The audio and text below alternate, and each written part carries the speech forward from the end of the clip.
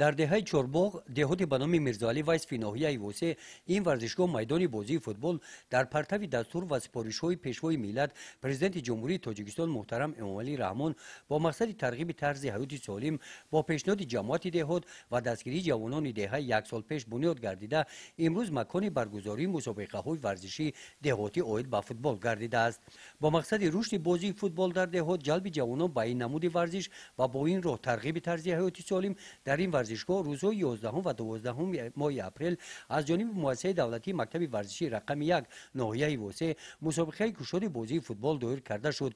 در این چهارمین بهترین دسته های فوتبال بازان از دهات‌های ناحیه وسه و ناحیه‌های همدانی و تیمورملک اشتراک ورزیدند.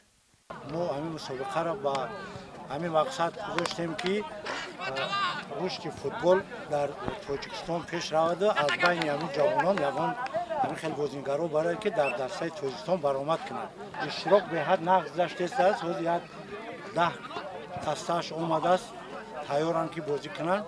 بازی دیوم رفته ایستاده است، بازی خیلی نقد داشته است.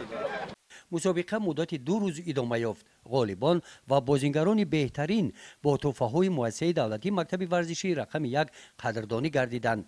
رفت مسابقه نشان داد که توجه نوسان و جوانان در ده‌ها جای‌ها به این نمود ورزش سال تا سال می‌افزاید.